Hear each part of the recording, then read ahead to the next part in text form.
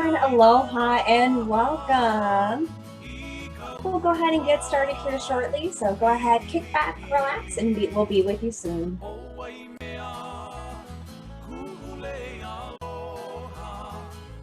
Never more to say goodbye. Never more to say goodbye. E ho'i mai ana I ka hikina I ka la vela vela. For those who are just joining us, we're going to go ahead and begin shortly, but for now, go ahead and kick back, relax, we'll get started soon.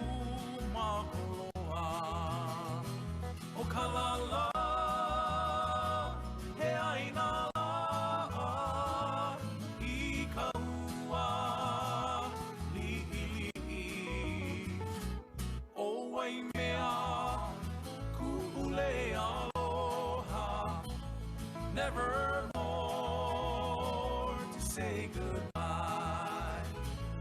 Never more to say goodbye.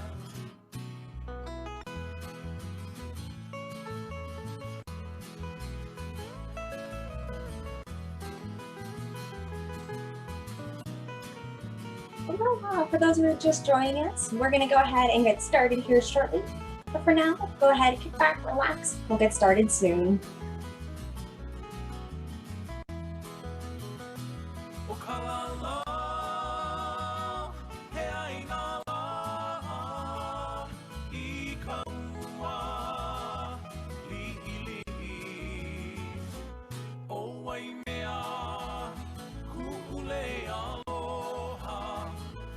Never more to say goodbye. Never more to say goodbye.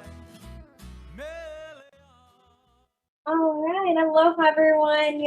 Good morning, good afternoon, or good evening, depending on what time zone you are joining us. We appreciate you taking time out of your day to join us for another one of our Warrior webinars, today focusing on building your first semester. So before we get started, just a few quick reminders. We are in a webinar style, which means you all can see us. However, we cannot see you. If you guys have questions throughout the presentation, you're more than welcome to ask. Just go ahead and put them into that Q&A function that you'll see at the bottom of your screen or your phone, depending on what device you're using. If you put anything into the chat, it will not be answered. We do not look at the chat, so make sure you are going ahead and putting those questions in the Q&A. Right now, we have over 300 people attending today, so we're very excited for such a large group here today.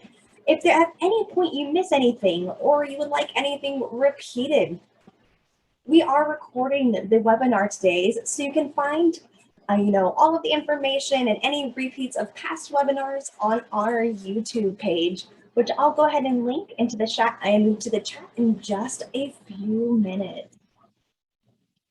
All right, so I am going to go ahead and pass it off to our advisors here today. So thank you all so much for being here with us. We appreciate it.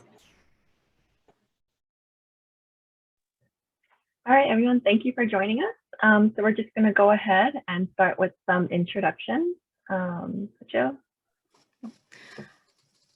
Hi, everybody. My name is Jill Nakatsu. I'm the Director of Academic Affairs for the College of Engineering. All right. All right, and I'm Matt Ng. I'm an academic advisor at the Manoa Advising Center. Our population works specifically with the exploratory students, so those who are not yet in their declared major. And my name is Claire Fujioka Sok, and I am the undergraduate admissions advisor with the Shaolai College of Business. We are very excited to have you all here today.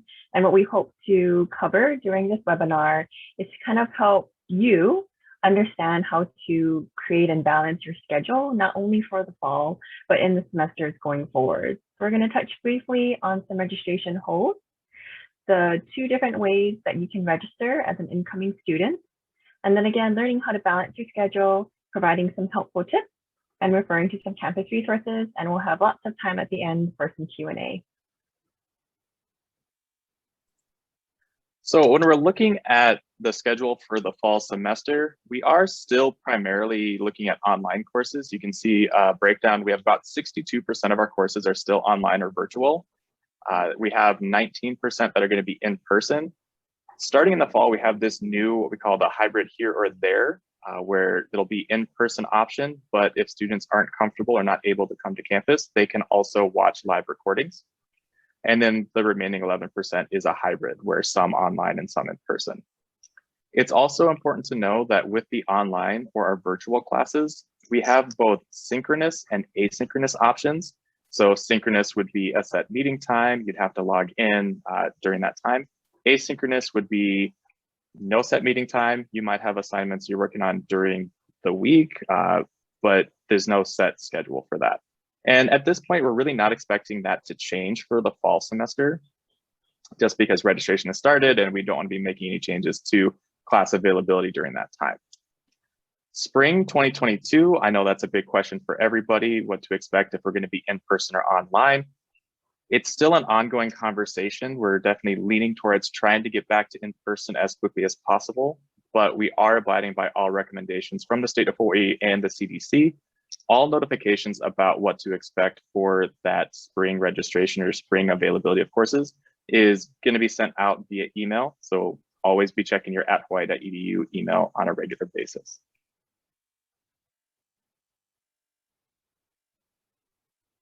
And before you're able to register for classes, you will need to take a look at what registration holds you might have on your account. So this is all going to be through STAR, and we'll definitely be touching base on how to kind of navigate through those later on.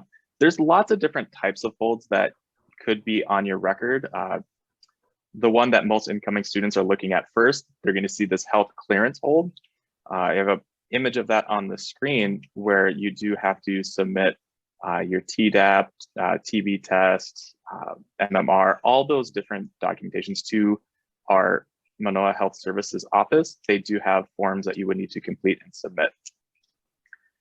If you do not complete or send in all these vaccination records, you may still be able to take courses, but you'd be limited to online classes only. And what will happen, so registration opens up at the end of the month, and students are still going to be able to register for classes. If these health clearance holds aren't resolved by August 1st, you may be dropped from your courses, from the in-person courses, and only be allowed to take those online classes. Additional holds that you're going to be notified about is sending in your final transcript from high school. This process needs to be done directly from that institution to UH Manoa admissions. And just to make sure that you did wrap up the school year correctly. Other holds you might see on your account are going to be very individualized. There may be additional paperwork you need to submit if you're an international student, so visa clearance and doing any TOEFL testing. A lot of these holds you'll see will have specific dates that they start and when they'll apply to your record. So they may not apply until July 1st. You'll see on screen with the health clearance. So you'll be able to make registration changes up till that point. After the hold is activated, you would no longer be able to make changes on STAR to your registration. So that's where keeping them and getting them resolved as soon as possible is always a fantastic thing to do. All right, so incoming students have two ways of registering for courses. The first way is through STAR GPS, and this is how every student will register, and you select each class individually and create your own schedule. Incoming freshmen have the option to select an ACE learning community, and this is available only to incoming freshmen. So if you are a transfer student transferring in through another university or community college, you would not be able to register for the ACE learning community. This is for incoming freshmen straight out of high school. Okay, so for STAR GPS, there's a lot of great resources. We're not going to go over how to register for courses since this is not the webinar to show you how to register. So STAR Help has a lot of great YouTube video tutorials that not only walk you through registration, but also clearing holds, what waitlist means, and other different information. So it's a really great resource as you make your way through the registration process. So the first way to register is through STAR GPS. So you would log in with your UH username and password, and it will populate this GPS registration page. Okay? This is a drag and drop feature. So for example, if you wanted to take your English class in the spring, you would simply just drag and drop it into the spring. When you're ready to create your schedule, you'll click this register add drop button, and then that will take you through the registration process. Some of these courses are stars, meaning that there's only one micro-econ course in the university, so it's already been designated for you because there are no other micro-econ courses. Some of the other courses you can see don't have any stars next to it, and that's because you can choose from certain courses in that group. Okay. At the top here, it also gives you other tabs where you can access your academic essentials. You can run what-if journeys if you want to see if you decided to switch majors, what a tentative graduation plan would look like. You can also view transcripts, which I'll show you in a little bit. And this is how you apply for scholarships as well. The scholarships will open later this year in December and usually run through February. So that will be where you will apply through scholarships. So for example, if I were to click the psychology or sociology, this box will appear. And you can see I can choose from either Psych 100 or Social 100. And if I'm in the honors program, I would have the option to take either Psych 100A or Social 100A. The A is a designation for the honors program. Okay. This is a tab if you want to look at your transcript. So if you want to see the courses you're currently registered in, or maybe you've transferred in some AP IB coursework, or maybe some coursework from a community college or previous institution, you would go to this tab here and you would click on either the campus by semester or department. And what that would show is this. So for example, this is if you took some AP exams, what you took, it will show your score, and that corresponding score will then populate to show what credit you have earned at Manoa. And you can then use this and work with an advisor to see how would this affect your schedule going forward. Okay. Same thing if you took classes from another college or university, right? This is what this person has taken here, and this is how it has transferred to Manoa. So I know right now it may seem really confusing and out of this world and just don't know what's happening. So this is a great opportunity to not only understand what everything means, but how this applies to your degree. The other way of registering is through the ACE learning community. So ACE stands for Access to College Excellence. So this program is designed to help first-year students transition to college, not only socially, but academically as well. You have until May 14th at 4 p.m. Hawaii Standard Time to register in an ACE cluster. And what this means is an ACE cluster has already been pre-approved and pre-selected for you. So there are over 50 major specific clusters that have been selected by each department. And from that department, they have designated different classes. So a group of no more than 15 of you with the same major interest, will be taking 3 to 4 specific classes, and all 15 of you will be in the same 3 to 4 classes for the entire semester. Additionally, you will be enrolled in what's called UNIV 110. This is a 1-credit seminar, and it's led by an upperclassman, so junior or senior, who currently attends Manoa, and they're available to you to help talk about campus resources, study tips, acclimating to the college environment, and can serve as a mentor for you outside of class as well. Okay. So again, 2 options to register are the STAR GPS, which is your traditional registration, which you'll be using from here on out. Or if you're a little hesitant on creating your own schedule for this first semester, you can utilize this program.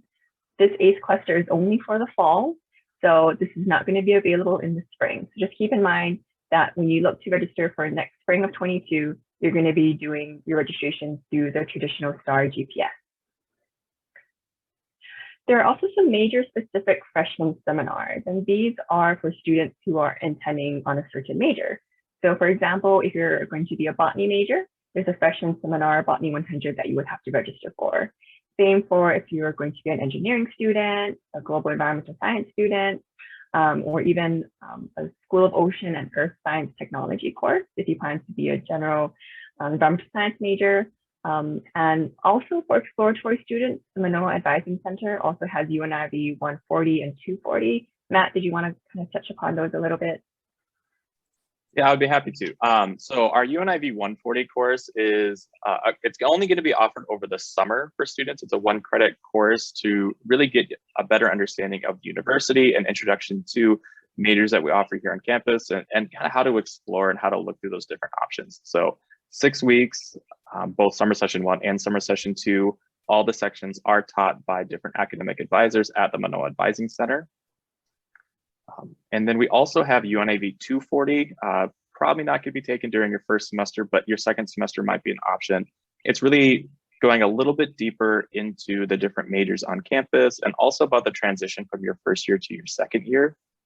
So again, really helping you get a better understanding of the university as a whole, as well as looking at the 100+ majors that we do offer here on campus.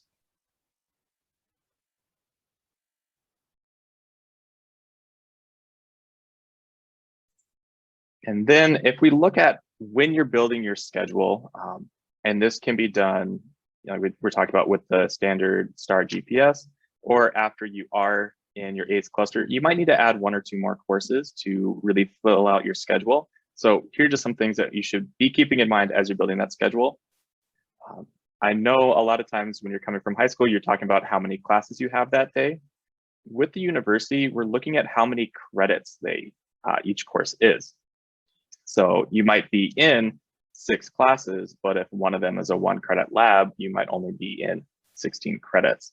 So it's balancing out the amount of time you're in class, looking at the number of credits, not just looking at how many classes you're in. When we're planning out your schedule, 12 credits is considered minimum full-time status. However, we always recommend 15 credits or around 15 credits, if at all possible. This also plays into what your current class standing is. So when you were in high school, you were moving, everyone was either freshman, sophomore, junior, senior, based on how long you were in school. That no longer applies. You might be in your first semester, depending if you're able to do running start AP credits, you might actually already have sophomore class standing based on the number of earned credits. So we talk about 15 credits per semester. And really the idea should be 30 credits during that first academic year, because once you hit 30 credits, you're considered a sophomore, 60 credits, you're considered a junior, 90 credits, you're considered a senior. So what some students may need to do just based on life circumstances, they might only be able to take 12 credits during a semester, but if they take 6 credits over summer, they can offset that difference. So those are some things to keep in mind. One of the biggest recommendations that I have for students when you're looking at building your class schedule, if you're not a morning person, don't sign up for that early class time. One of the nice things about having so many online classes is you're not having to commute to campus, but still, so that 7:30 time slot, it's our earliest time. It's hard for everybody. Unless you are a morning person and you're already up, that might be a good option for you. So it's balancing out what works better for your individual situation. That also could be helpful too if you have an off-campus job or even an on-campus job, which is employment. How can you build out your schedule? You're going to have a lot more flexibility and freedom to build your schedule. You might be able to build in breaks or sometimes even have a day off altogether throughout the week. So keep that in mind as you're trying to build that schedule. But again, as you're trying to, see if you can get 1 or 2 days off during the week, it's very tempting to schedule all of your classes back to back. Sometimes that works, other times it doesn't. You need to make sure you schedule in the break. When we're back on campus, we got to keep in mind getting from one end of campus to another. But even in this virtual setting, making sure you have time for lunch or just standing up and walking around a little bit, having that break and knowing what works for you. I mentioned before, we're talking about synchronous versus asynchronous. What's really common for those asynchronous courses is because you don't have a set meeting time, it's really easy to forget that you have those classes. So what we would typically recommend is putting in like a weekly schedule, like, okay, this is the time that I'm gonna set aside to work on homework or work on the assignments for this specific class. So you don't have that set meeting time, but if you make that for yourself, just so you're staying on top of things. You'll often hear when you're thinking about how much time you need to take for your classes, your schedule is going to look a lot more open than it did in high school because you're not just spending the entire day in class. Usually for every hour you're in class, you should be doing 2 to 3 hours of classwork outside. So if you're in a 15 credit semester, you're also budgeting 45 hours throughout the week just on coursework. So that's a nice thing to kind of balance out. You might have those gaps in your schedule, but there's still expectations that you have.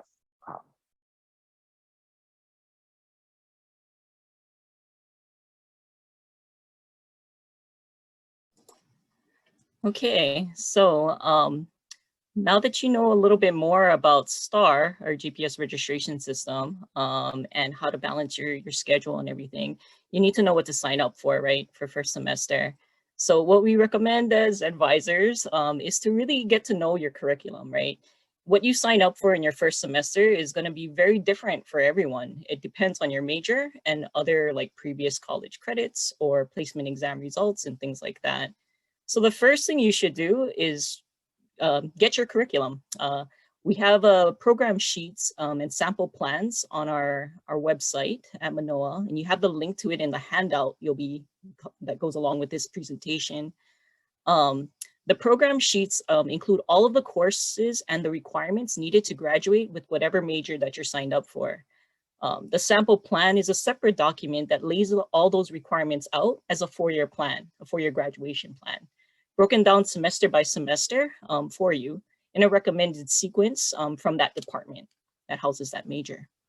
I put an example of the engineering or mechanical engineering one on here, just because I'm from the College of Engineering. So I'm going to step you through an example through my college. In engineering, and I'm sure other majors too, there are courses that are prerequisites or require prereqs. So you have to take some of these courses in order. You can't do them any way you want, kind of thing. Other courses, a lot of the general education classes will have some flexibility where you can kind of move them around, right? But you can either follow the plan if it works perfectly for you, then you're gonna be able to do that and graduate. But more often than not, you have to make it your own. And to do that, you want to work with your advisor. So you want to talk to them, at least once a semester. You'll have mandatory advising everybody on campus across all majors for the first 2 years. So we're going to try and make sure we're keeping you on track and get you to understand that curriculum. Okay. So while you can follow the standard like 4-year sample plans and everything, a lot of times they'll get a little bit thrown off by your placement exam results. You have to place into math, chemistry, some of the languages. So you're going to want to do that. And there was a previous webinar about it, so you can go back to watch that to learn more about the placements.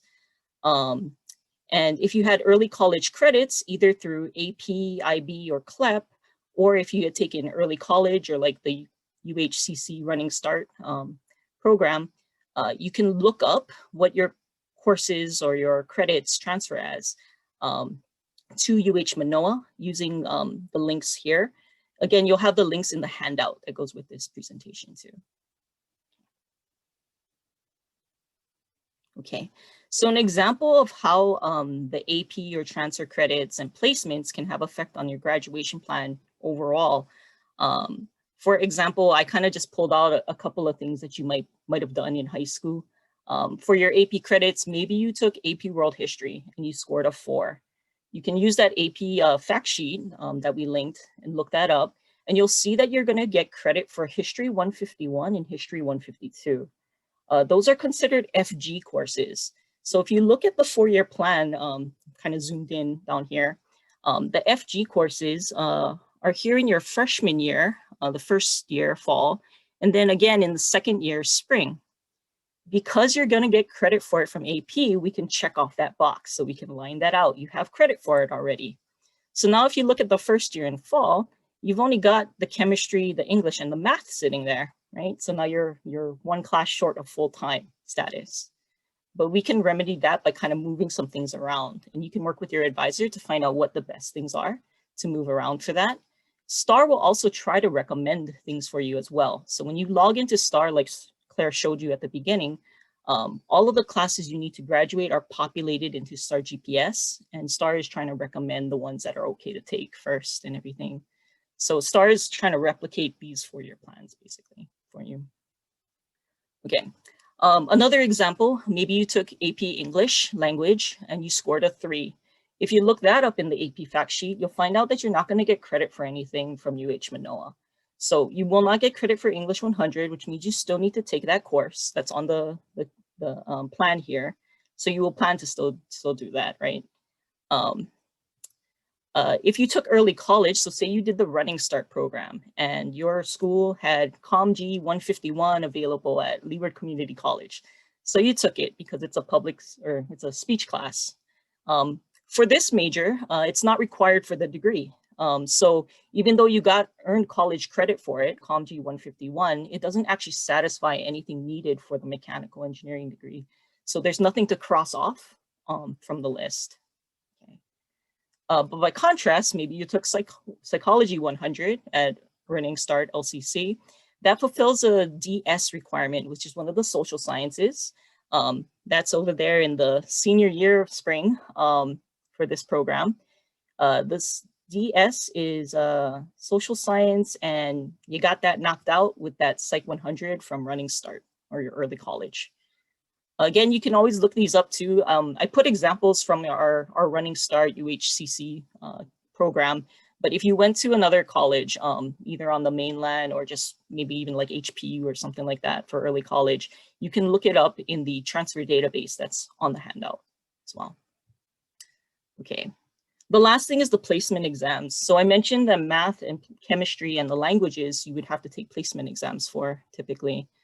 A lot of majors do require, you know, a mix of those kinds of requirements. So you'll want to check with your advisor if you need to do the placement. But in this particular case, you took the math placement exam and you got a BMAT score of 2.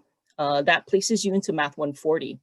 If you look at the plan here, you have Math 241 is your first course, but you didn't place into 241, you placed into Math 140. So instead of taking 241, you will have to swap that out for Math 140 for now. Yeah. The Chem placement exam, though, you did pass with a score appropriate to take the Chem 161 in the lab, so you can keep that where it is in the first semester. So what will happen then, I kind of blew up the first semester fall here, the effect all of this has on your first semester schedule. On the original sample plan, right, there was the English 100, the Math 241, Chem 161 in the lab, and an FG course. You can go ahead again and just follow this, right? This is what STAR is going to recommend for this particular major. And if you have the appropriate placement exam scores to take 241 and 161, or Chemistry 161, then you're perfectly fine. You can keep the schedule the way it is. If you didn't earn any AP early college credits, right, you're still going to need to take English 100. You would still need to take an FG. So you can just leave it as is and just use STAR to sign up for those courses. No problem. But if you were, you know, this example of a student where you placed into Math 140 instead of 241, you're going to change out your math for the fall to be Math 140. Passing Math 140 with a C or better is going to allow you to move on to Math 241 in the future. So it does throw off the schedule a little bit, right? And then because you had credit for the FG course, you got that History 151 credit from AP World History. We had to find something else for you to take instead. STAR may move over something like the economics requirement because that doesn't have any prerequisites. And you can just kind of go ahead and sign up for that. Or you can talk to your advisor, right, to find out all the other different options that are available to you to take earlier. So what we did, and maybe we can pop back to the other screen real quick. There, thanks. So what we did is, if you see economics is in your sophomore year, spring, kind of down there at the bottom. Instead of it taking it there, we'll move it back over to freshman year first semester. So it'll replace that vacancy because you don't have to take those credits anymore. And then it'll lighten up that sophomore year or sophomore semester, sorry. Okay, you can go back. So again, the AP, the transfer credits, your placement exam results are going to more than likely have an effect about what you take.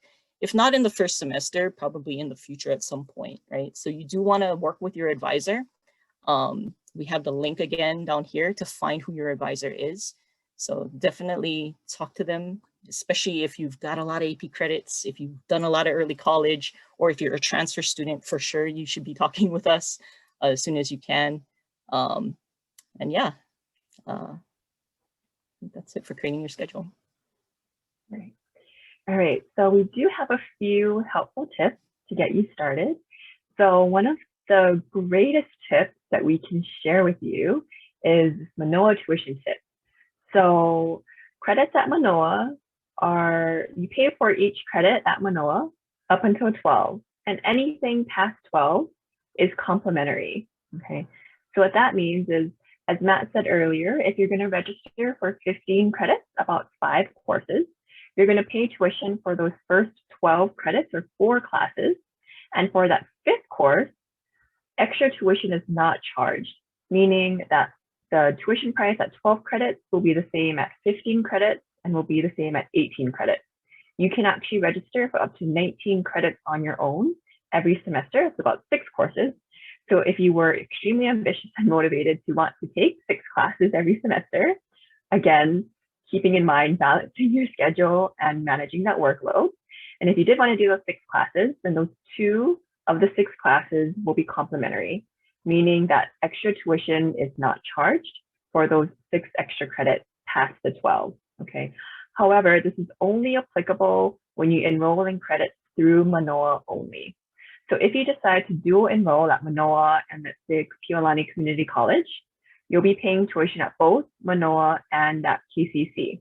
So even though combined, you may be in 12 credits at Manoa and 3 at KCC, because all of those credits are not at Manoa only, you will be paying tuition to both campuses, okay? So just keep that in mind when you're looking to register for your credits at Manoa. Anything past 12 is complimentary as long as all of those credits are at Manoa, okay? Next tip, as Joe mentioned, is meet with your advisor. Not only can we help you to create your schedule, but we can also help you to better understand why exactly it is you're taking these classes, right? So as an engineering major, why do you need an econ class? Why do you need to do a bunch of calculus and chemistry? How is that going to be applicable to what you do as an engineer in the future?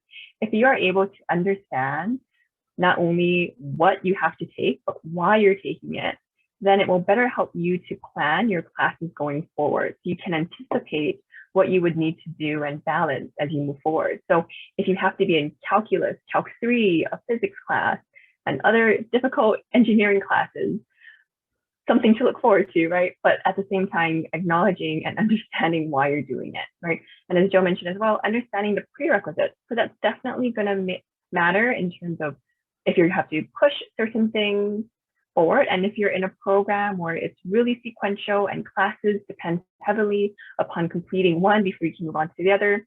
And if something does occur where it's going to set you back, then understanding what that does to your plan, whether you need to enroll in summer school, are you okay extending your graduation another year, is important, not only for your degree plan, but for your future as well, okay? So be an active participant in your degree pathway. Although advisors are here as a resource, we are not here to make those decisions for you, right? We are here to act to help provide you all of the options that you have, and it's your responsibility to then make the selection that's good for you, right? So we can give you 3 different options. We're not going to tell you which one to choose, right? Because ultimately, it's your pathway, it is your life. So this is a decision that you would be making on your own.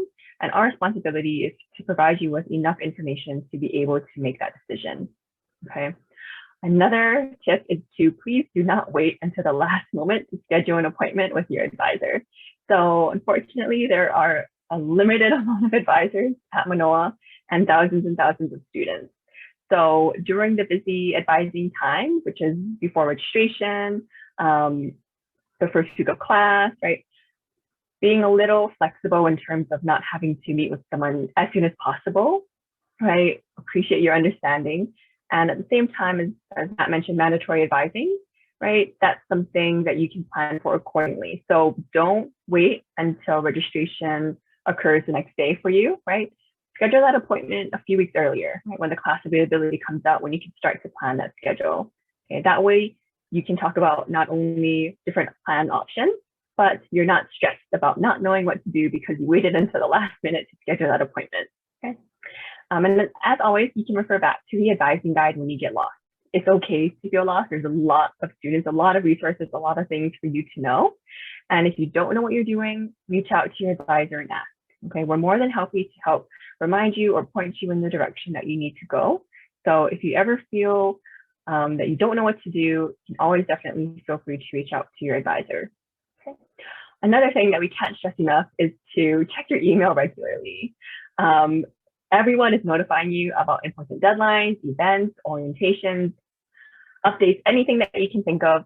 Check your @hawaii.edu account. This is the official means of us and the university communicating information to you. Okay, so meeting us halfway in terms of we're notifying you of the information, but it is still your responsibility to read and check and understand that information. Okay? We are notifying you about deadlines, so you can't say no one told me about it. Okay, as an adult, it's your responsibility to check your email. So we appreciate it if you would check your email. We are not trying to spam you. We're not selling you anything. We're just notifying you of things that you need to know for you to be successful. And our last tip is to utilize campus resources, which just happens to be the topic of next week's Warrior webinar. So here are a few, just a small handful of the resources that are available on campus through Manoa. Okay, there are tons and tons and tons of more resources available. And next week's webinar will help you walk through how to locate those resources and how you can use them during your academic journey. So not only do you have to worry about what classes to take, but if you want to do internships, you can do, if you want to learn how to do interviewing, building your resume, you know, getting involved in different leadership positions.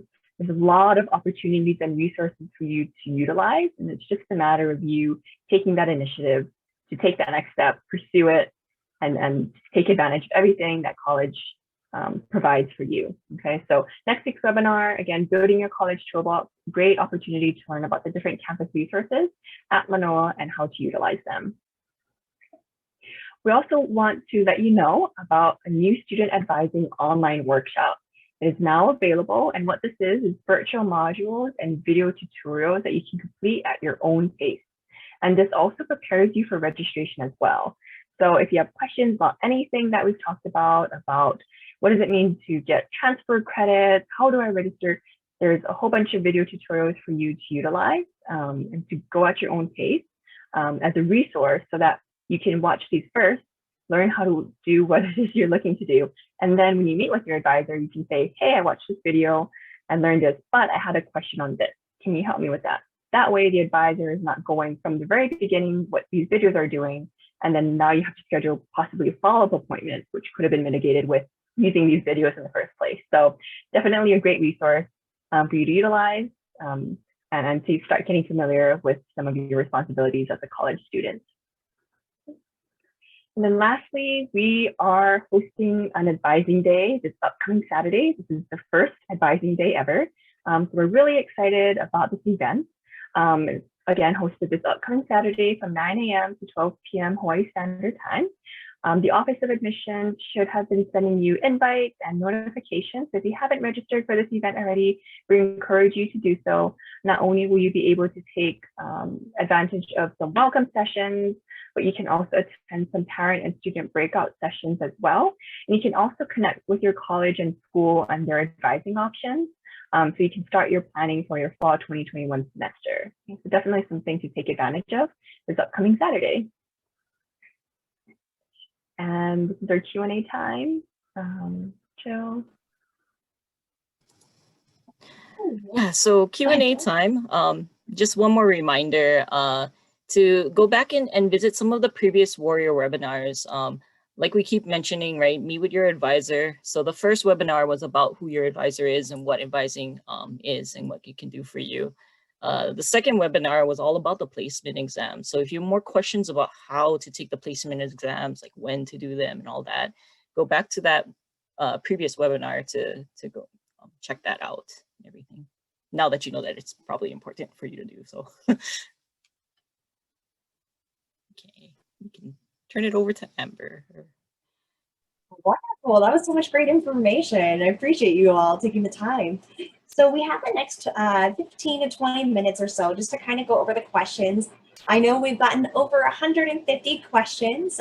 So students, we are definitely actively working to try and answer all of your questions.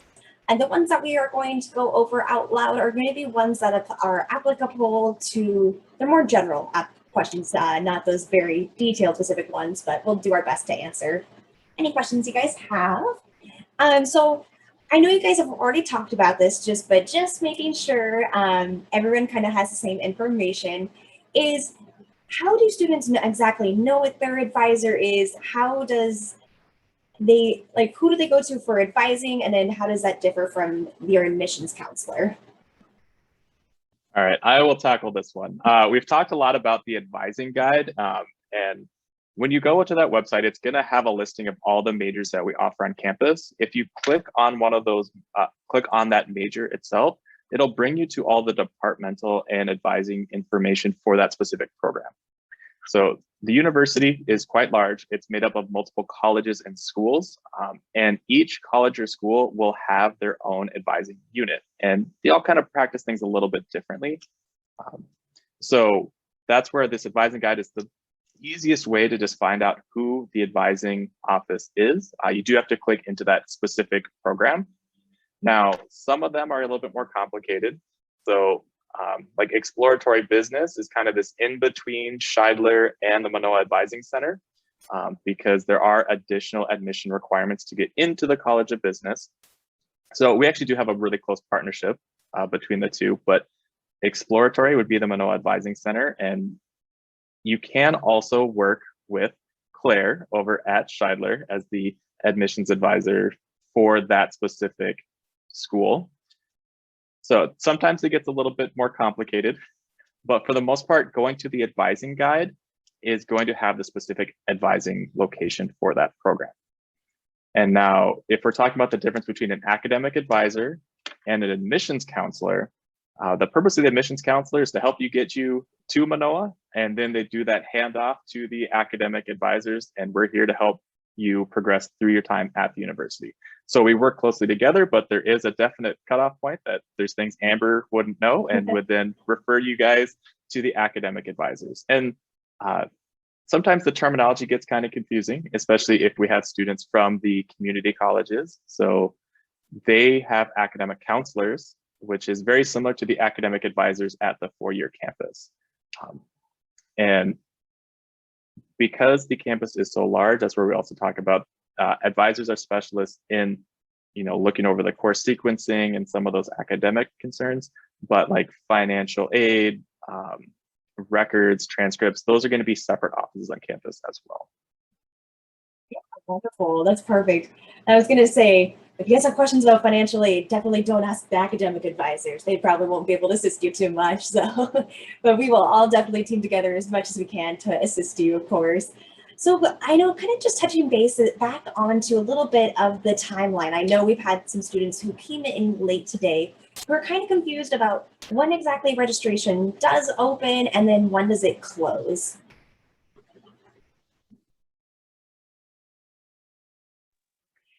You can view your registration start time in your STAR GPS.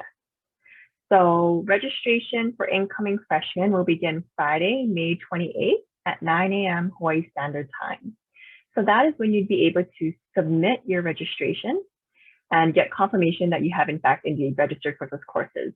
But in the meantime, you can already start planning your class schedule. So going into that GPS registration, clicking that add drop button at the bottom of the fall 21 semester, and you can already start pre-selecting your course options, okay? And you can actually keep making changes to your schedule all the way through the first week of school. I believe August 31st, I think, is the last day to add a course.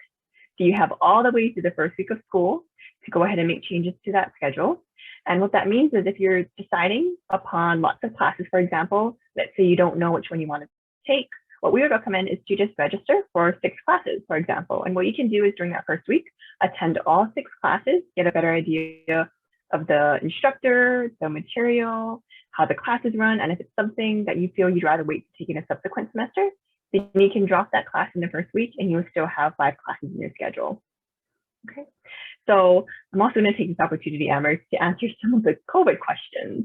And so when you're registering, it will actually show you whether the course is online, in person, a hybrid, or any of the above. So you actually control how you, like which course option you're registering for. So if you're going for a completely online schedule, that should be possible, because as Matt said, there's over 60% of courses are online, virtual. So when you're looking to select your sections for your classes, it will actually show online in all capital letters, and that indicates to you that this course is online. Some of them have an actual class time, meaning you have to attend class virtually from 10:30 to 11:20, for example. Some don't have a class time, and that would indicate that it's an asynchronous course. So as Matt mentioned earlier, this is something that maybe you should consider designating a certain time every week to complete those class materials. Okay. Some classes actually show a physical classroom. The ones with those physical classrooms, so for example, if your class is in Spalding 155, that's an actual classroom, meaning you're attending an in-person class. This will actually show in your GPS as well once you've registered for the courses. If you registered for an online class, it'll show an icon of a computer. But if you've registered for an in-person class, it'll show a person, I believe, icon next to that, indicating that you have registered for an in-person class. Okay, so you can actually control what model or instruction delivery that you want to choose. And then as Matt said, it should not change from the time that you register now to when the classes begin in August. So you can rest assured that no update should be made. So if you register for an online class, it should not be changing to an in-person class in the future. Yeah, and just for the transfer students too, your registration also shows up in STAR in the same place, and you guys start, I think, on the 24th, and it prorates down by the amount of credits you have. So students with the most amount of credits start first, and then backs off from there, all the way down to the freshmen on the 28th. Thank you guys for knocking that out and knocking out the COVID questions too. That was wonderful, because I know we definitely had a lot of questions about that as well. So kind of going a little bit now to ACE. I know there's been a lot of really good questions in the chat about ACE and STAR GPS. I think the biggest question I've seen is really, what is the advantage of ACE, and do you recommend it for all incoming freshmen, or is it a specific type group? Or as advisors, what do you guys typically tell students when they ask about it?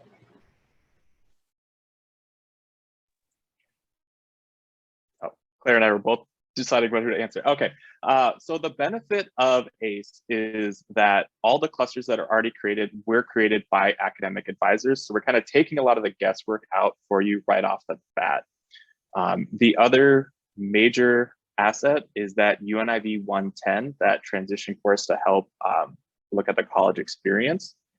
Now, something that the Director of First Year Programs is also doing is, if you really wanted to take that UNIV 110 course, but didn't exactly want that cluster, or maybe the cluster is already full, students are able to register for that UNIV 110 class without being in a cluster. So the cluster is great because it's a prepackaged, basically a prepackaged meal for you. Otherwise, you're doing it a la carte.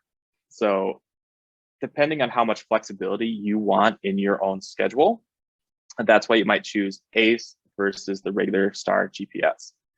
Now, what you might find when you're looking at the ACE cluster is that it has a course that you have AP credit for.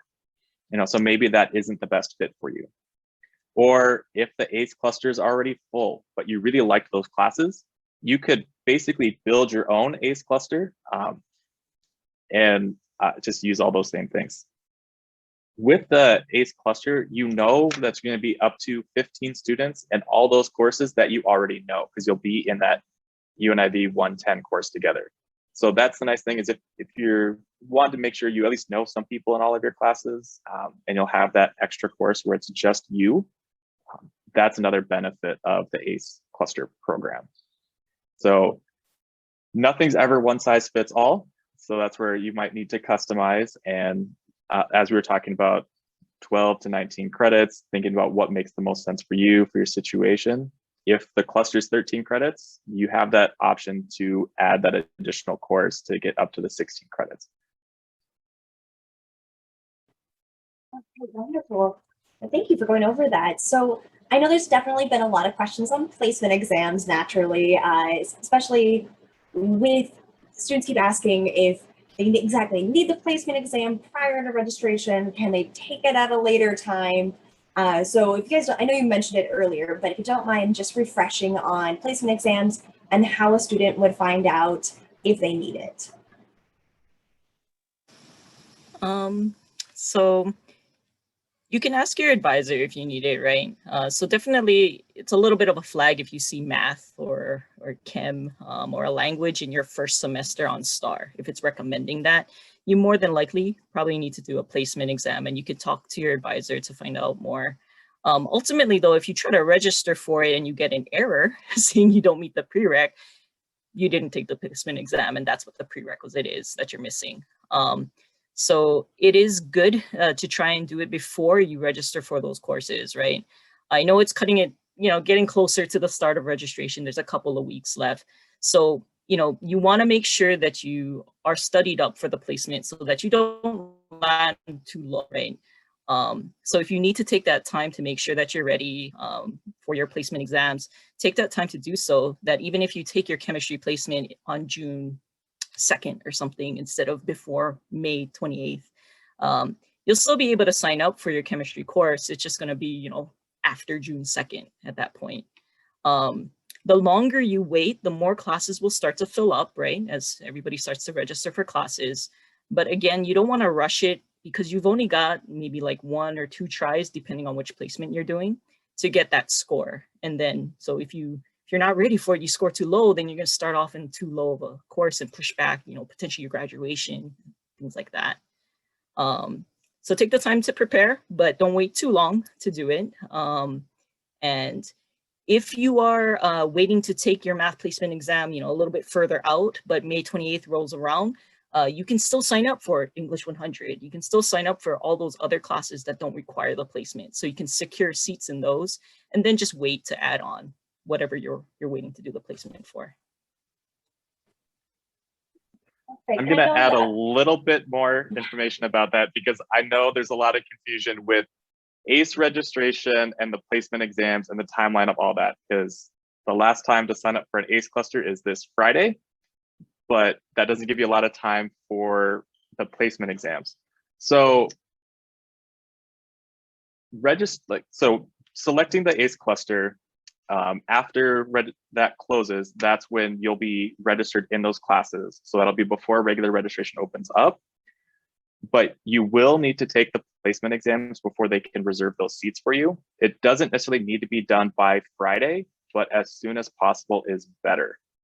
So hopefully that clarifies some things. Like with the chemistry placement exam, if your cluster requires chemistry, same thing with math. Now, one more thing to talk about with the language placement. So the benefit of doing a language placement is, say you skip over some levels. You could earn free credits for those ones that you skipped over. This is only for language. This doesn't count for math. You don't get back credits for math. You only would get this for the language.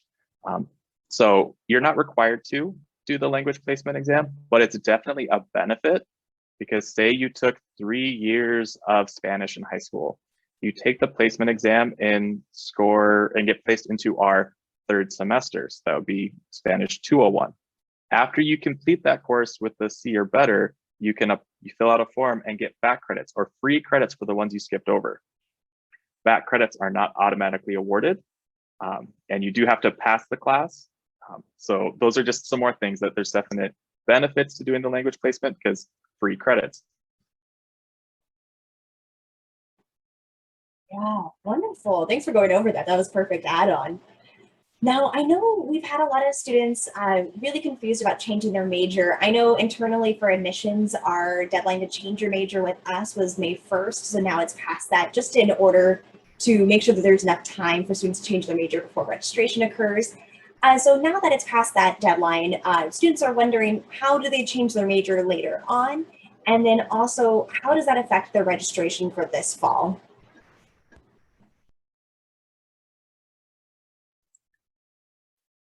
The magic answer is it depends. There's some majors that have additional admission requirements. So those are things that students need to complete before they can change their major. And that's why they may be placed in an exploratory major, for example. The easiest way to go about, if you know what major you want to pursue, is to contact that specific advising office.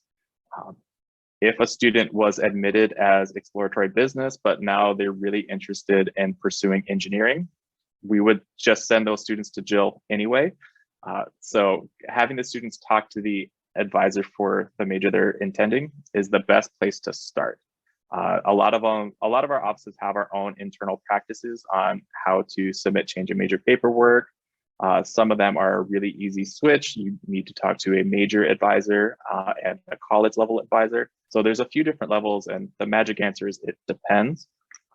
So always just contact the advising office for the major you want to pursue.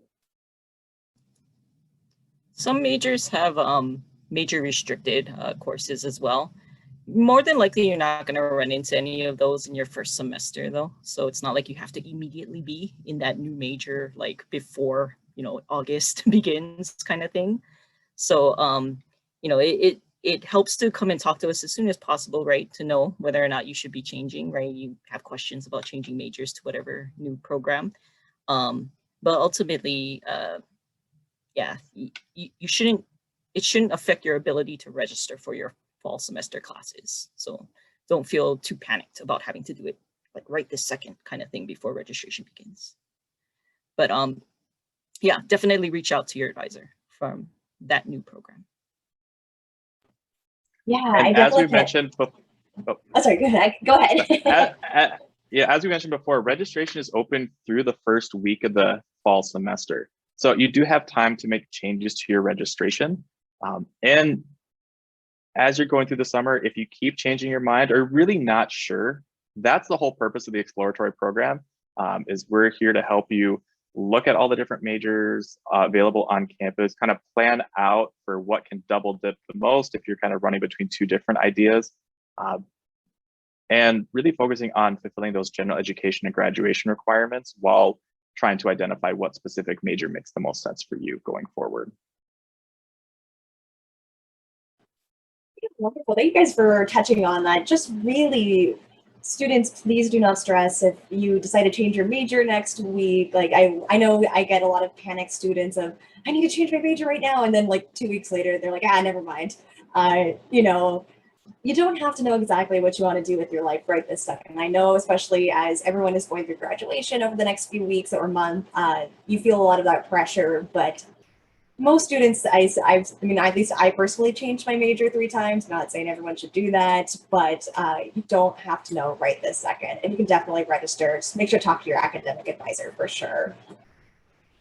So I know we've had a lot of questions about transcripts as well. Now that, some classes, some schools are finishing up, some finished last week, some are finishing up in the next few weeks. Just touching from the admissions side is, as soon as you guys know that your final transcript is available, we just recommend going ahead and sending it then. There's not like an official required date by, but it's just better to send it now rather than later. That way you don't forget, especially for transfer students. That's really important to go ahead and send in your official final transcripts from your college. That way our transfer credit evaluation team can go ahead, receive your credits, process that in case it does affect your prerequisites for fall. That's something important to think about. Now, a lot of students ask about like class availability, like should they have the backup options in case their first choices aren't available, and how would they go about that in wait lists?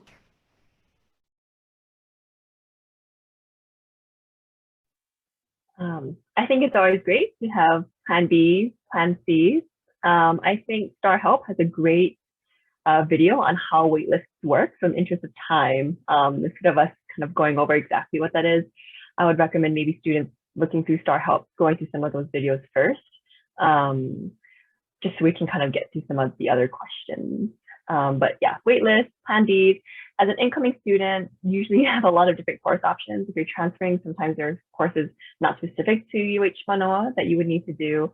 Something like the Hawaiian Asian Pacific Issues Focus course, you can't transfer that in from a non-UH system. So that's something that you can add into your schedule. But for the most part, meet with your advisor to see what your options are. Because again, you don't want to plan a plan B or plan C for your major and it's not applicable. So do the best that you can. And then go ahead and meet with an advisor. That way you guys can actually discuss what you've selected, why this is good or not, and then move forward from there. Wonderful. Well, it looks like we just hit the 2 o'clock time. Just want to kind of wrap things up. And if you guys have any last advice that you'd like to share with the students, please go ahead.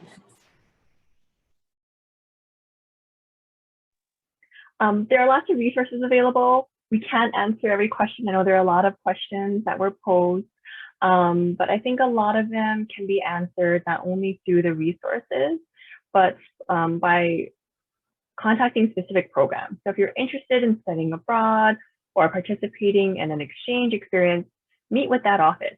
Because, for example, Shadler, we do not send students abroad. We send students to go meet with the Study Abroad office or the Manoa International Exchange office, because they are the offices that actually send students abroad. Okay, so if you're interested in participating in a program, it's good to meet with that program first, so you can figure out what exactly happens, how it works, and everything like that, and then work in conjunction with your advisor, because with your advisor, you're looking for specific courses and how it's impacting your degree program, right? Your advisor is not going to send you abroad.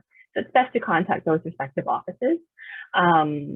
And then keep checking your email, your UH email, for more notifications regarding COVID, whether or not the vaccines are required, because this is something that unfortunately advisors do not decide. This is something that comes from upper administration. So again, just keep checking your emails for any updates for that. And as mentioned, if you have questions on placement exams, as Joe mentioned, feel free to refer back to the webinar last week on placement exams. If you have questions whether or not you need to take those placement exams, reach out to your advisor, right? If you're in a heavy science field, natural science, math, something with a lot of natural science, you probably might going to need those placement exams. As Joe mentioned, if you have to take calculus or math, probably won't need those placement exams. So definitely use the resources to kind of find those areas to bridges to jump over and things to crisscross. Yeah. I know it's your first semester, so it's going to be confusing, but once you can learn to navigate it, everything's going to become really, really simple. And you'll think, why did I even stress about that in the first place? I know exactly what to do. I can solve my problem, and this is how I did it. So it's going to take some trial and error. So don't get frustrated. Be patient, Google, and you'll be fine. Yeah. Anything to do with courses, like what you should, courses that you should be taking, courses that'll transfer, all that kind of stuff. Courses, ask us, the advisors. Financial aid, outside programs and stuff. We can refer you out to those offices if you don't know how to contact them and everything, but we won't have the exact answers a lot of the times for those types of things. And like Claire said, keep an eye on that email, check it every single day, kind of thing. Hawaii.edu email, not your personal Gmail. Jill, you totally stole what I was just about to say. Is yeah, if you're emailing us, it's always best to use your @hawaii.edu email account. Because of federal regulations, we can only share specific personal information or about your student record to that @hawaii.edu email address. So that's always the best method to get in touch with us, and always be checking that @hawaii.edu email. It is a Google account, so you can also set up filters and flags and everything to really make it a little bit easier to navigate as well. Wonderful. Well, thank you all so much. Thank you, Claire, Matt, and Jill, for being here today and taking time out of your afternoon to help answer these questions. I know there was definitely a lot of questions. So students, like they mentioned, if you have follow-up questions, definitely be sure to reach out to your academic advisor, or you can always reach out to pretty much anybody at UH Manoa. Even if we don't know the answer, we'll direct you to those who do. But thank you all so much for joining us this afternoon, or morning or evening, depending on the time. We hope you guys have a wonderful day. And maybe we'll see you at the advising day this Saturday. For For those who are wondering, it will not be recorded for Advising Day. However, all of these webinars are available. They are all recorded. So if anything, you can always refer back to these webinars. We'll go ahead and email out the link for this recording afterwards. So just be sure to keep checking those emails and we'll be in touch shortly. Aloha, everyone.